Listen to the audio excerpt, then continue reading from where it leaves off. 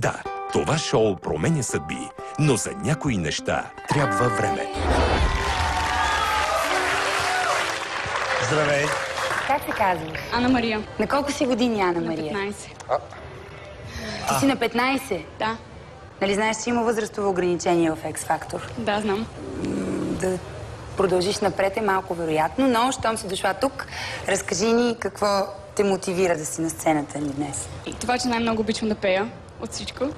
И смятам, че притежавам нужните качества, дори да съм по-малка. Занимавам се с пеене от 6 годишна.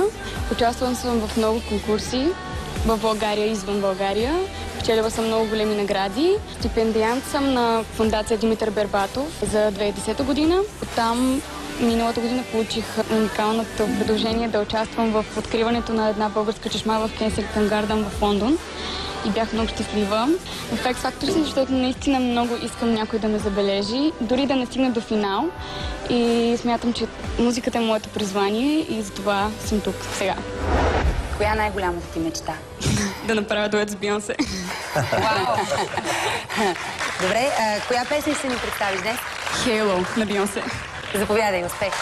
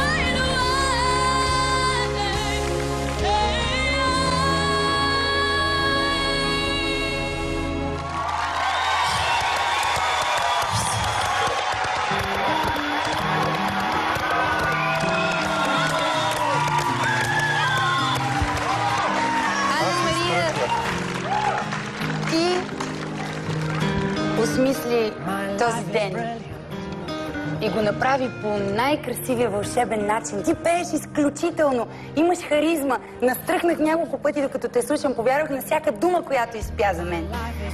И това е X-Factor. Заради хора като теб, аз имам голямото желание да съм ментор на отбора на момичетата тази година. Але, заплюсвам си момичетата. Ана Мария, настръхнах. Повярвай ми. Такъв глас, такава динамика на пеене, такъв чист тембър. Феноменално си. Аз ти благодаря. Не дай да плача, защото аз плача преди тебе. Това е смисъла на това нещо, което се нарича сцена. Ти абсолютно заслужаваш да си на мястото, в което се намираш днес. Благодаря ти за това, че ме караш аз да преживявам някакви неща. Вярвам ти и си най-истинското нещо, което видяхме днес. Супер си, просто нямам думи. Такава малка Ана Мария, такъв голям глас. Единственото, за което аз сериозно се замислям, е дали наистина с твоята възраст си наистина готова да влезеш в тази игра. Аз много силно ти желая успех и много се надявам, че продуцентите ще ни дадат окей, за да се придвижиш напред. От мене да. Имаш огромно, категорично, 100% да от мен. И аз ти давам да. Сигурен съм, Ана Мария, че по-големи 4 да. Няма как да получиш. Имаш и моето да.